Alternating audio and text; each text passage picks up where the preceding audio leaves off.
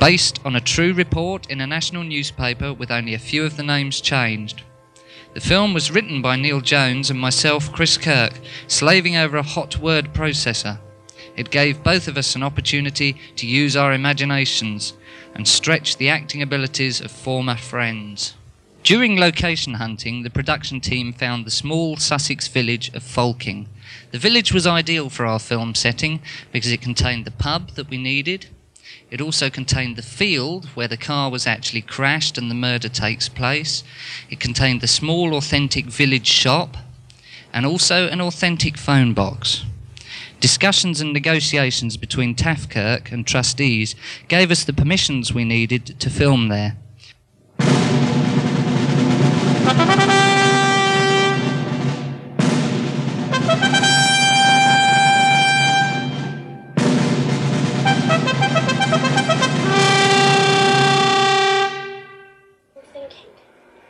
The film centres around the character of Detective Superintendent David Wilson, played by Jason Evans. Can't be serious. Jason's career started as a successful A-level drama student at Worthing Sixth Form. He was foremost in the cast of some of the college's most successful productions. He dedicates himself to any part that he plays, trying to bring out as much skill as possible to make the most difficult of characters believable. For A Mind of Winter, his part was as difficult to play as it was to write, and required him to wage himself in looks and personality. For a 21-year-old actor, he proves his acting worth remarkably. He enabled his co-stars to really bring out the best in themselves, helping them to gain confidence and belief in their own characters.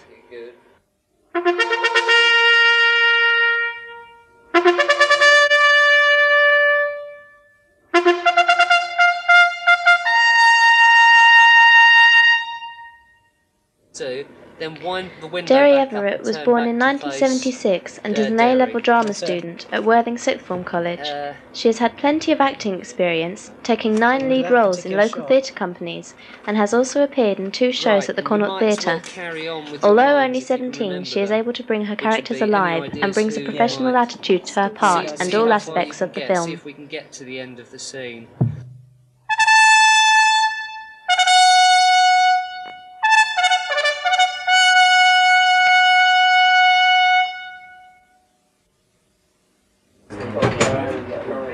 Another of the main characters is Steve Tiller, played by Mark Jones. Mark's career started as co-writer and co-star in a series of radio plays with Jason Evans, who he met in a maths lecture at Worthing Sixth Form. Though he has done very little actual acting, he was willing to give his character as much energy and realism as he could. The character called for Mark to change his personality and habits. His was one of the linking parts, and his presence both in front of and behind the camera often helped to relieve tension. At 21 years of age, his enthusiasm for the film and the female members of the cast shows a healthy attitude to life.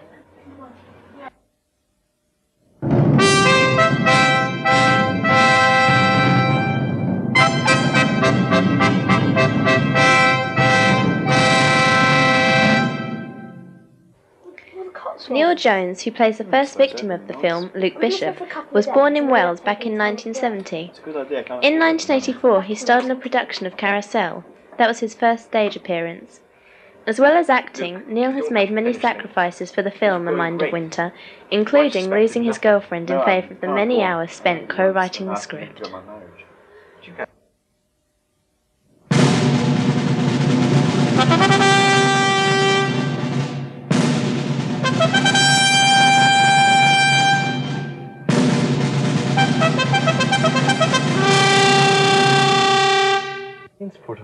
Ben Mitchell, aged 18, is originally from Cornwall.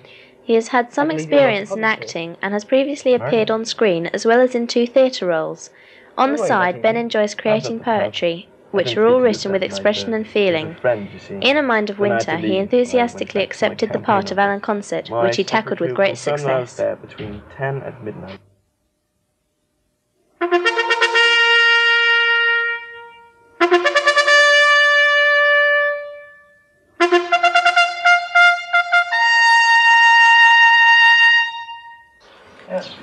The director of the film and one of the co-writers is Christopher Kirk. He is universally liked and respected. His directing skills are legendary, and he is known affectionately as the Oracle. Chris's dedication to the film comes across with every shot and action. He is a joy and pleasure to work with, except at 3:50 in the morning. No detail is too small for Chris, and he even made a small cameo appearance in one of the scenes, playing a care officer with a clipboard. Chris is 23 years old, and his attitude to his art is mature, carrying others along on his tidal wave of enthusiasm. In fact, his whole philosophy to the filmmaking business can be summed up in his favourite phrase, "Pain is temporary, film is forever." A great man in a pantabulous sort of way.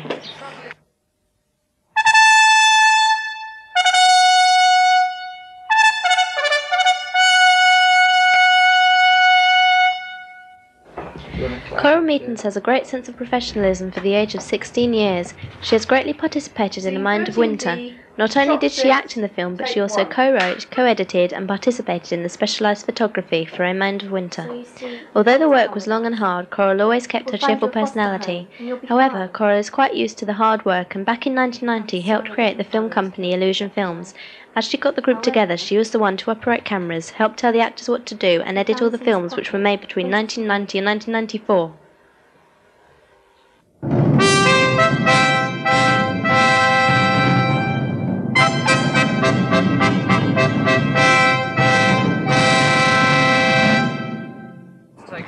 Nyree is one of the co-producers of A Mind of Winter. Her first involvement with filmmaking was way back in the 1900 Twiddly Bits with Witchcraft Film Productions. She used to make tea and run the studio canteen, but managed to work her way up through ill fortune and romance with cast members to being the co-producer and stage manager. The team affectionately refer to her as Gaza. Reece Longhurst had the arduous task of performing a stunt known as the human fireball. He is seen here with Robert Lumsden, who is helping him prepare for this stunt. Here we see Reece arriving with the specialised clothing needed for this stunt. At this point I'm preparing for the stunt, and Rob's getting ready. He's checking my gloves to make sure I haven't got any petrol inside. It was necessary for me to be coated in head to foot in Vaseline before donning the protective gear, which was totally doused in water. Rob's getting ready to light me. 1, 2, 3.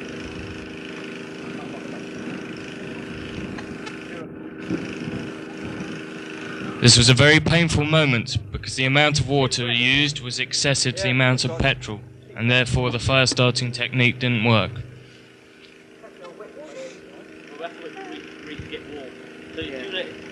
With the addition of more petrol, we're set to go underway with the stunt now. 1, 2, 3. You've gone! Go! Down! At this point, I wasn't sure whether I was actually going to be put out, but the timely intervention of Rob and the safety fire crew made it sure that I was there and I was protected.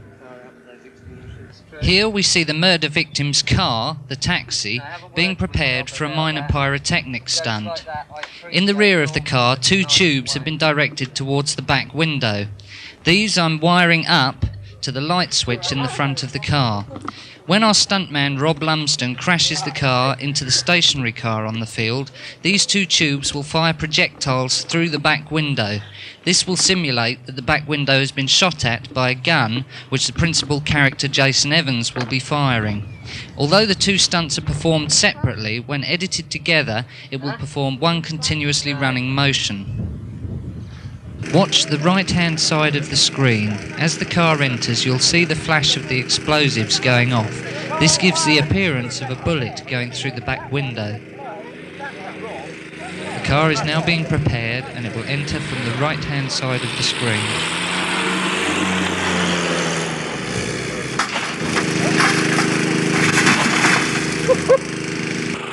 This is the final pyrotechnic stunt of the evening.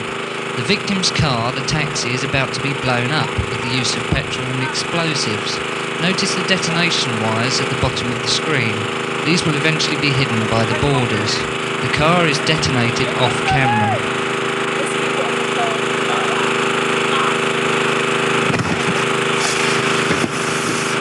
A perfect result. Here we see the car being detonated from another angle.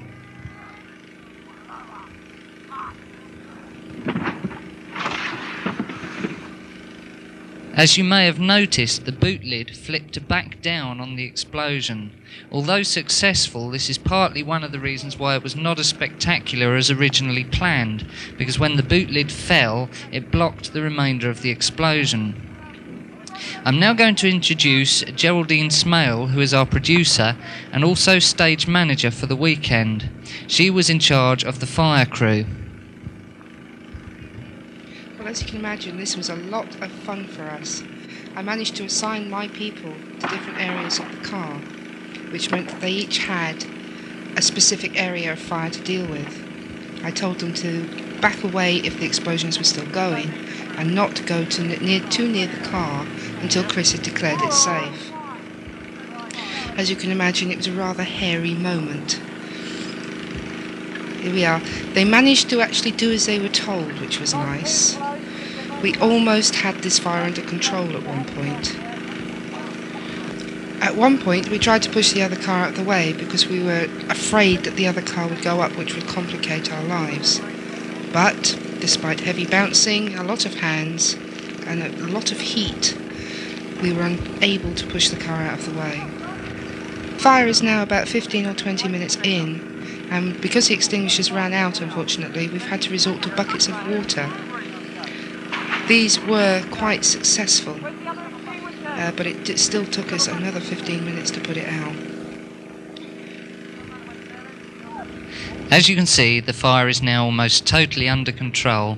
No one was in any danger because the burning car was in the middle of the field, but it didn't go quite as anticipated. And now an important safety announcement from our stuntman, Reece Longhurst. Hello, mate. Now, that's how the professionals don't do it. I want you to know, don't try this at home, alright? As director of photography, my job was to choose the best angles possible to make the film effective. However, I also had to follow certain directions from Chris so that the shots were to his liking as well as mine. On many of the shots I only had one chance to get it right, such as the ambulance departing from the crash site. Luckily, the shot came out successfully.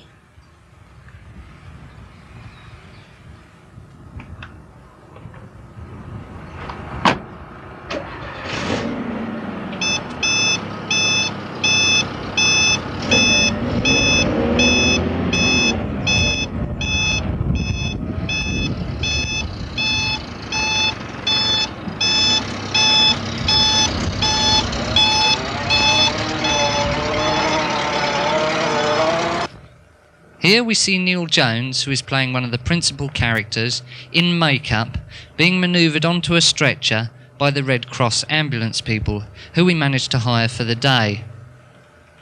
The makeup was administered by Mark Jones, who is the understudy for Payne. Here we can see more closely the true effect that the makeup has. 9B, shot 1. Here we can see some different kinds of makeup that Mark Jones has performed. Not all of the makeup on the film is horror makeup. A lot of the faces have to be made so that they do not glow in the light.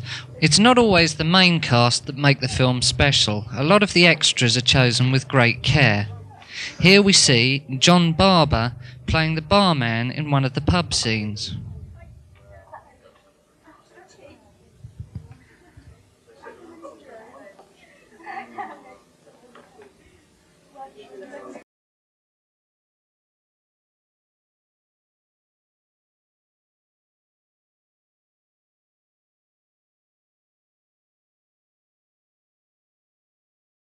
I, Mark Jones, as one of the most professional actors, will now show you how professional we can really be.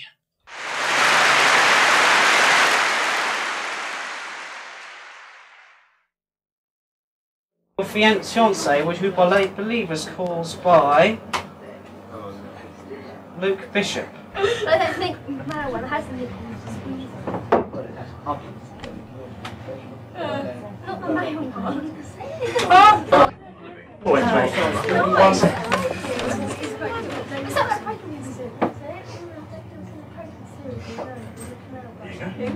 Lovely. That's right. Just get your I do not want to sit down with the... Where were you between 11 and 11:30 on Saturday evening 2 days ago? Oh, is that...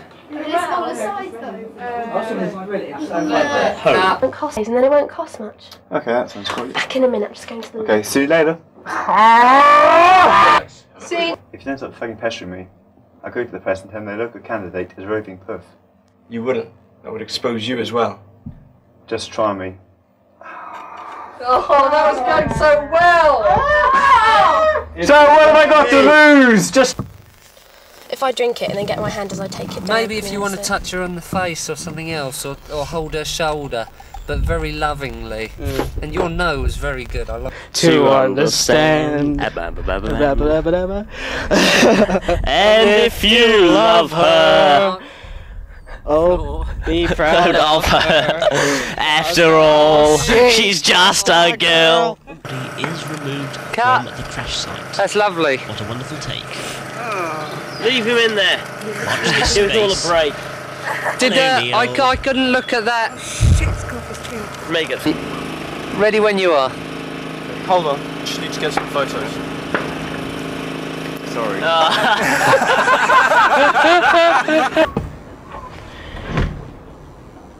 I know who you are, and I know why you're here. Come now, and I won't allow it. Shit. The likes of you! The shortest take in the world. Action! Jason! Stop for a second.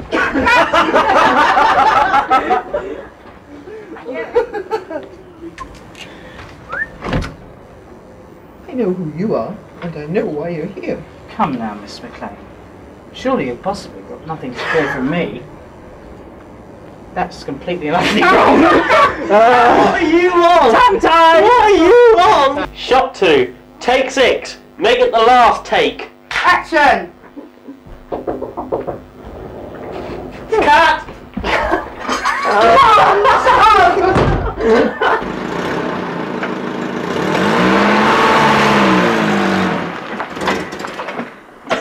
Oh, I don't believe it!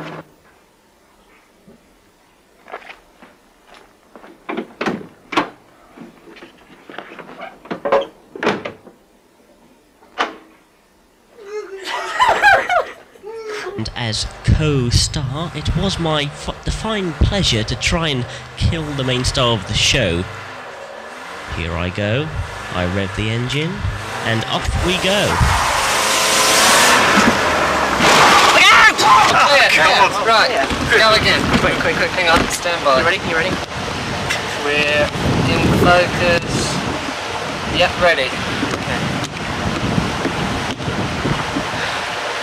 No.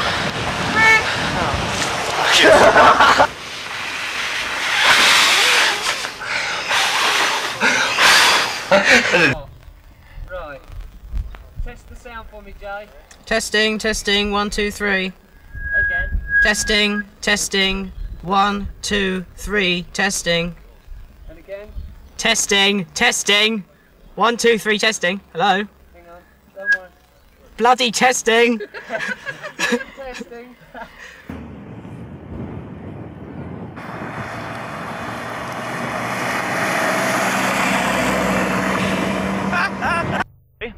He had the crash. It's alright. And I'll just say, Chris is a bastard head. Thank you very much. What's wrong with this? It's on now. It's on now. So fucking slow. Look. So the director. Is it on? Yes. Am I on? Yes. Hello. It's Easter Sunday. And I'd just like to say Chris is a bastard head.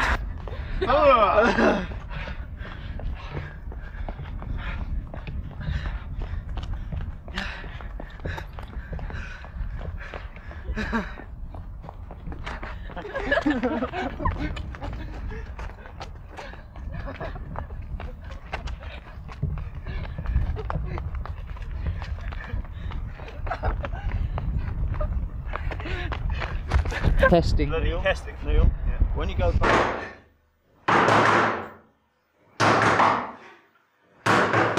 Out. Let me in. That'll do. Open the door. Let me in.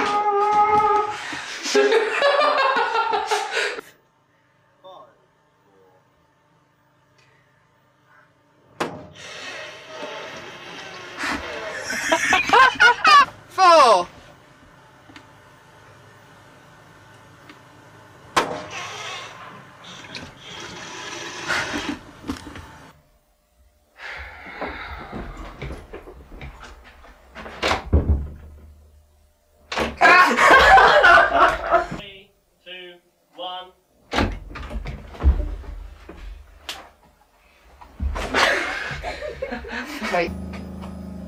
This is why I entrust my life, my career, and my health to Chris the bastard Kirk. What a bastard. Yeah. Die! I must have you.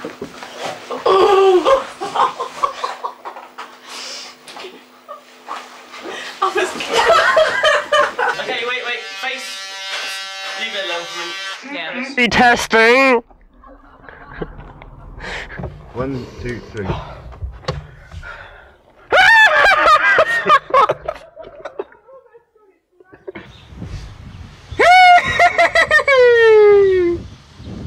You're doing quite well now. Ben, you're smiling away then.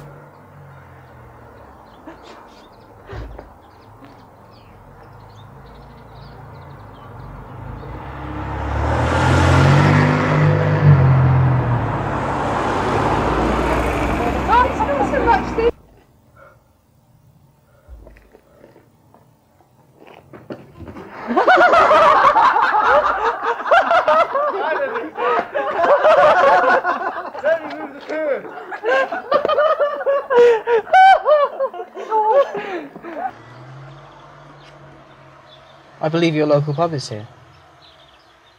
Murdered? Did we get any sound out of that?